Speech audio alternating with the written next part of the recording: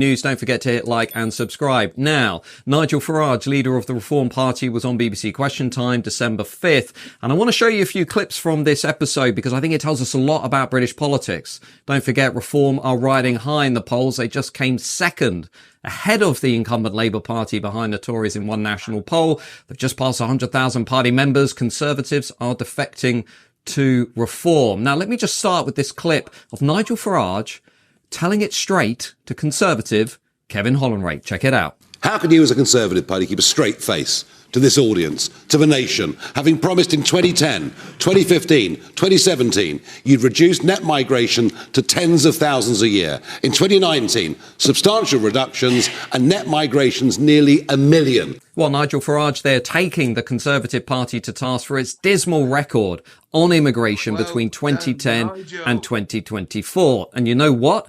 He's absolutely right, because the Conservative Party did lie to the British people when it came to this issue. Don't forget, yes, it was Tony Blair and Labour who started this disastrous experiment with mass immigration all the way back in the mid-2000s, but it was David Cameron and George Osborne in the early 2010s who entrenched mass immigration as a policy, and then it was Boris Johnson after 2019, alongside Priti Patel as his Home Secretary, who put mass immigration on steroids. They opened the doors to mass migration from outside of Europe, so much so that over the last couple of years, as a direct result of that Conservative policy, 86% of all immigration into Britain today is coming from outside of Europe. And much of it is low-skill, low-wage immigration that's undermining the prosperity of our great nation. It's undermining our economic growth, our productivity, and that too did not go unnoticed by Nigel Farage, leader of the Reform Party, who didn't only point out the Conservative Party's dismal record on this issue, but how they've changed the kind of immigration into Britain. I want you to listen to this and listen to it carefully. Check it out. And the worst part of it, Ben asked about, the impact on communities, the impact on services. The worst part of it is... He also talked about welcoming diversity. Mm-hmm. Well, we'll talk about diversity in a second. The problem with welcoming diversity is if you do it in too big a level, you get division. And we're seeing that in many of our towns. The last 2 million that came from outside the EU under your watch, only 16% of them are working. Only 16% of that 2 million are working, which means they're dependents, which means they're using schools, the health service, all of these things. And we now know the truth, that selective immigration can be very good for diversity, very good for the economy, very good for all of those things. And you could argue that for decades, up until the early 2000s, it was working really well. But now, not only is it a catastrophe for people's way of life, not only does it deny them access to services, mass immigration is making Britain poorer. And the fact that Keir Starmer today doesn't seem to think it's a priority shows you that with these two parties, it is only going to get worse. Nigel, you be honest with people. We need a complete... We need to leave the ECHR so we can deport people that come illegally and take back control of our borders and our lives. You be honest with people. And that's what the public wants. Now, Nigel Farage there making the crucial point that it isn't only that the two big parties, Labour and the Tories, or the Uniparty, have opened the floodgates to mass, uncontrolled, unprecedented immigration. He's also making the critical point that they've changed the type of immigration into Britain, because what they've done is they've done the opposite of what they promised you, the British people, after the Brexit referendum. You might remember, whether you're on the left or the right, you might remember political leaders saying, well, if we left the European Union, we'd get high-skill, selective, controlled immigration that would drive prosperity in our country. But actually, they gave us the very opposite of those things. Both politicians on the left and the right, Conservative and Labour politicians, have given us low-skill, low-wage, uncontrolled, non-selective immigration, which is more economically costly than it is contributing to the collective pot. In fact, even the Office for Budget Responsibility has concluded that every low-wage, low-skill migrant entering Britain is costing you, the British taxpayer, somewhere between £150,000 and £1 million. Why? Because as Nigel Farage said on Question Time, only about 16% of the people who are coming into Britain, and this is utterly bonkers, are coming in on high-skilled worker visas. Who are the rest? Well, they're relatives of workers. They're the dependents of workers. They're international students, or even the relatives of students. Or they're refugees, asylum seekers, and illegal migrants, all of whom often end up working in low-wage, low-skilled jobs, earning lower than average wages, which is dragging down the economy and making it much more. What they do, right, is say they hotel, they're waiting for their asylum claim. They don't get put in a detention centre or in an asylum centre waiting to be given their asylum case, waiting to be heard. If you get given asylum, you stay. If you get rejected, you get deported, right? No. They don't wait around for that. If they're deported, they don't get deported straight away. They're then given a date to go back to a police station or a certain detention centre, which of course they don't, right? And of course, a majority of these are of the same faith. They're normally Islamic, they're normally Muslims, and they all stick together, right? Like flies around shit, but I don't quite mildly, right? And what they do is say one gets rejected, say 10 get rejected on their asylum, and there's 3 that have been accepted for their asylum. What they will do is they will all use the same national insurance number and pretend to be each other. Do you understand what I mean? And that's how they work, and that's how they get paid. They use the same bank account, they use the same ID, they all look alike, they all say we look alike. Well, I think they all look alike. That sounds racist, does it? Well, maybe it is. I don't give a fuck. Yeah? Because I'm not racist. Yeah? But it's just the truth. They do look alike. And, yeah, they're liars, they're cheats, and they cheat in the system, and it needs changing. More difficult for us to build that prosperous, cohesive, productive society and economy that we all want to live in. And as Farage pointed out, what's even more remarkable than that is the complete disinterest that Keir Starmer and the Labour Party have in even talking about this issue.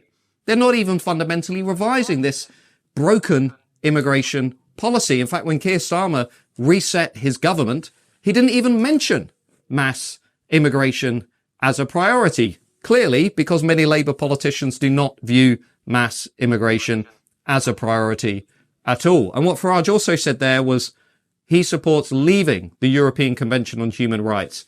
And I think we need to be clear as to why he's saying that. Because fundamentally, with more than 140,000 illegal migrants entering Britain on the small boats, with more than 11,000 foreign national offenders in our prisons, with around 1 million illegal migrants, according to the Pew Research Centre, living and most likely working in Britain, we can't remove any of these people, and we cannot regain control of our borders so long as we're in the European Convention on Human Rights. It's not difficult to solve the small boats crisis. It means leaving the ECHR, the European Convention on Human Rights. It means reforming legislation like the Human Rights Act, and it means having an active deterrent. And the reason Farage is mentioning it is because this is going to become... Once that deterrent is in place, let's just get this straight, right? Once people realise, I mean, traffickers who take £2,000-3,000 per person, so there's £50-60 people per boat, £3,000 each. Think how much they're making per boat when there's 10-20 boats a day going across. they're making hundreds of thousands of pounds a week, millions of pounds a month.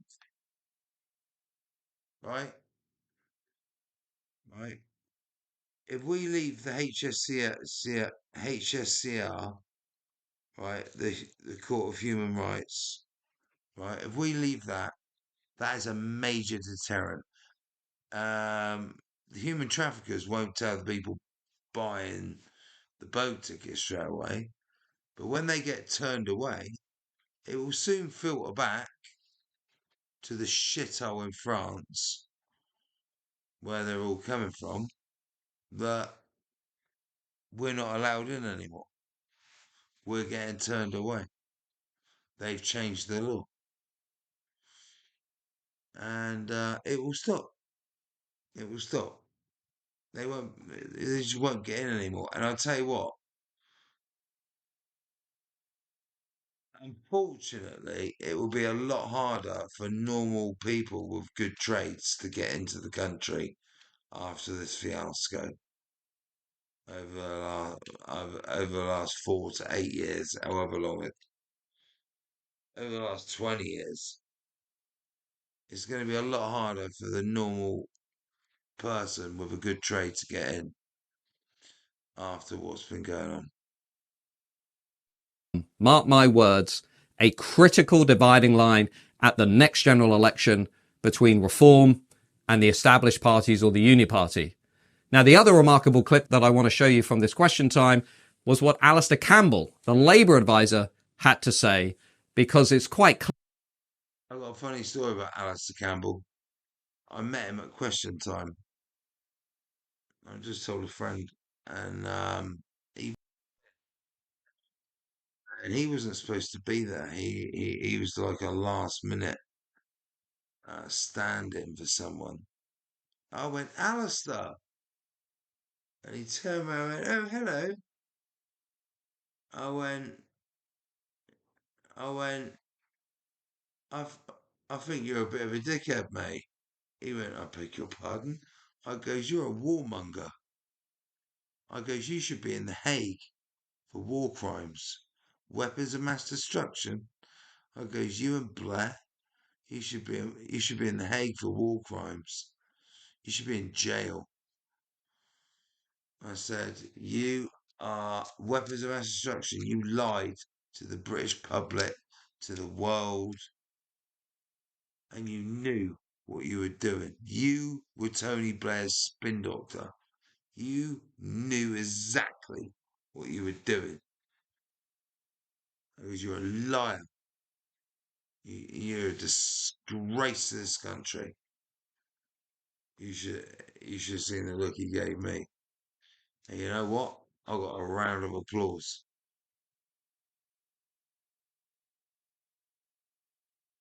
Oh yes. He didn't go down too well with Alistair. He is an absolute bellend. Clear that while some people are analysing and debating the big topics of the day like mass immigration, some other people are still stuck all the way back in 2016. Check this out. I was disappointed Keir didn't mention Brexit, because I think Brexit has done so much damage to this country. Well, I'm sorry, Nick. I'm sorry.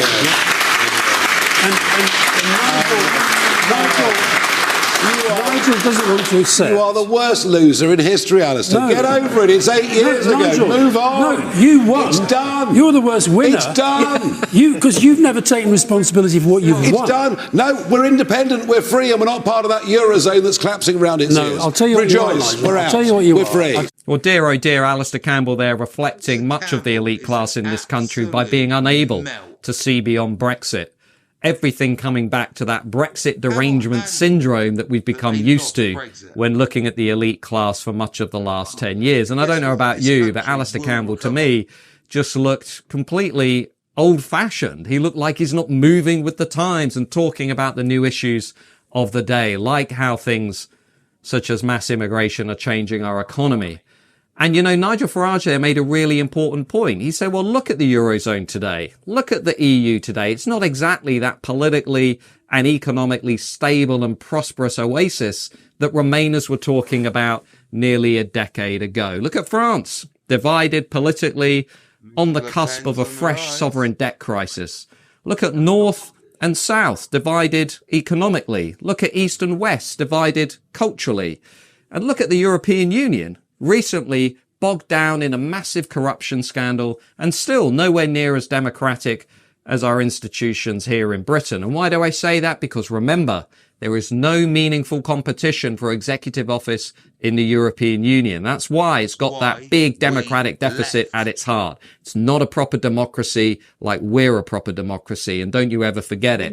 And these are all reasons why millions of voters across the continent, including here in Britain, are fundamentally frustrated and fed up with the established political class. And there was one guy in the Question Time audience who I wanted to share with you. I want to put this clip in front of you because I think he, according to the opinion polls, is now speaking for 1 in 4 Brits. Check this out. I feel that we've had Tory governments, we've had Labour governments in my lifetime. They've all lost control. I feel like there's only one party that's going to control immigration in this country, and that's Reform. Now, what that guy was saying, which I think is important, is that actually the established left and right in Britain and many other Western democracies today has simply become indistinguishable. They're the same. They are committed to the... You feel like the Donald Trump effect has taken... It's like a tidal wave. And it's come across the Atlantic Ocean. And it has now landed. It's gone up the Gulf Stream. And it has now landed on the shores of Britain. Do you feel it? Because I do. Same broken consensus in the corridors of power. Mass immigration, a big state, big regulation, big tax, big debt, big on woke, big on everything and anything except the British people. And millions of people out there, the forgotten majority, outside of London and Oxford and Cambridge, are utterly fed up with a politics that isn't representing their values and certainly isn't giving them a voice in the national debate. They might not agree with everything that Nigel Fararge says. They might not agree with everything that the Reform Party says. But what's clear, looking at the polling and looking at the public mood as we enter 2025, millions of people are looking for something other than Labour and the Tories. And I think that mood, that anti-establishment mood, is only going to grow and grow. What's at the heart of it? It's those concerns over immigration and security. Yes, of course the economy matters. The cost of living crisis matters. The level of taxation matters. The level of regulation matters. But fundamentally, I think what this revolt is about millions of people looking at the borders, looking at the levels of immigration, looking at the decisions that their so-called leaders in Westminster are making, and they're just asking themselves a very simple but a very fundamental question. What about us? What about the British people? What about the hard-working, tax-paying, patriotic British people? And I think one person who really captured this sentiment was also at Question Time. Check this out. Well, I agree entirely that it probably is only Reform, because it's the amount that are coming over on these boats. They're young men. They're not working. Let's go forward 5, 10 years. Where will they be then? Still in this country, not working? And we, and I'm a pensioner, we are paying for these people day in and day out for their accommodation. Where are they going in 5, 10, 20 years' time? So can I ask you, do you think there are any grounds on which people should be able to come here and claim? I'll tell you what they'll be doing. They'll be having an arranged marriage, having shitloads of kids, living on benefits. That's what they'll be doing. The only grounds that I think that people should be allowed to come into the country is if they had the sufficient qualifications to do the jobs that we probably need. And as far as asylum goes? I don't believe in any asylum. I really don't. I think we have taken more than our fair share in this country. I feel very sorry for the little towns, little villages that these people have been put, where people have lived all their lives and they're frightened. And you know, it's easy for people in the BBC, the elite class, to laugh and mock and insult ordinary men and women like that. But actually, she's speaking for a large majority of people in this country who want the borders to be controlled, who don't want their towns and their villages to be overwhelmed by rapid immigration from outside of Europe. And she's simply conveying this fundamental point that I think runs through much of British society today, which is that people simply want to feel secure and safe in the country that they call home. That's not too much. Funny, right? When was the last, if you don't live in London, when was the last time any of you lot went to London? Did you feel safe? Did you walk around London at night time? Late at night? Did you go to a football match? Did you have to get the tube home late at night? Did you feel safe leaving the ground? Did you feel safe getting on the tube on your own late at night? You didn't. And if you did, you're lying.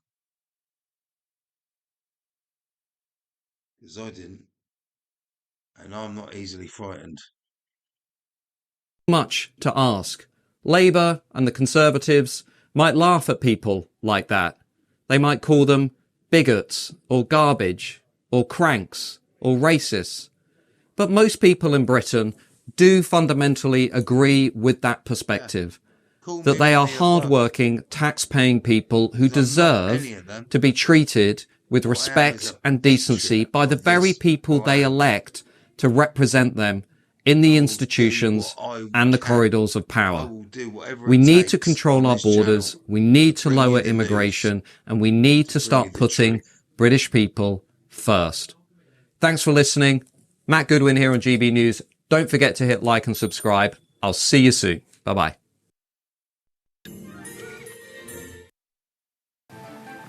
Tonight, Question Time has come to... Thank you, Matt Goodwin. Once again, another fantastic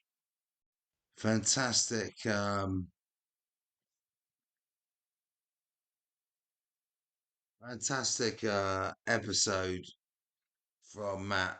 I could have just showed you the question time itself, but they were the best parts of it, and with Matt commentating in between, me giving my little bits as well. Fantastic. Look, thanks for joining me once again, guys. Don't forget to hit that like. Please hit that subscribe button. The amount of views I'm having, but the ratio of views are not coinciding with the subscribers. I really need you to hit that subscribe button more than anything. Hit that notification bell and hit that share. Share. But please subscribe. Cheers, guys. Catch you on the next one.